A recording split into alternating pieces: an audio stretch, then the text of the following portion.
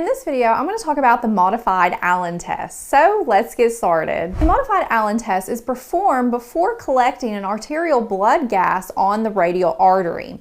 Now, what is an arterial blood gas? This is also sometimes referred to as an ABG, and it's a blood test that's collected from an artery that assesses the oxygenation and acid-base balance of a patient. And the blood sample for this test can be obtained through an arterial line, also known as an ART line. And think of this as like direct access to a patient's radial artery. A lot of patients who are in the ICU have an arterial line, or it can be obtained through a needle stick via an artery. The most common artery used for this type of test typically is the radial artery, but the femoral and the brachial artery can be used as well. Now, why do we do a modified Allen test before we collect an arterial blood gas sample from the radial artery? Well, let's talk about the radial artery for a moment. So find your thumb. Located just below your thumb, over where your radial bone would be, is your radial artery, and you can feel it pulsating.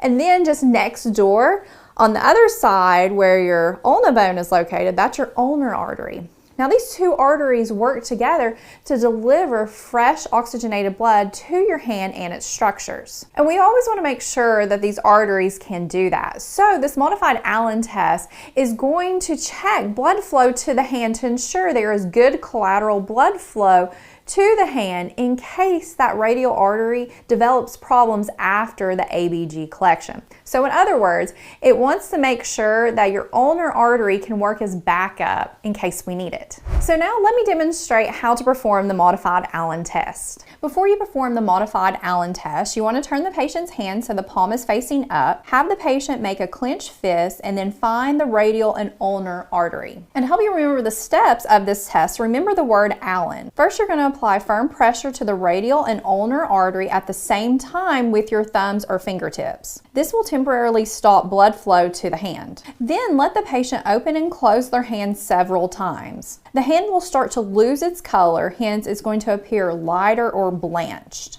Loosen pressure on the ulnar artery only, but keep pressure on the radial artery. Then evaluate the return of blood flow from the ulnar artery to the hand. A normal response will be that the hand returns to normal color, hence appears flush within less than 5 seconds. And if this is the case, you know that this radial artery is good to go for collecting an arterial blood gas.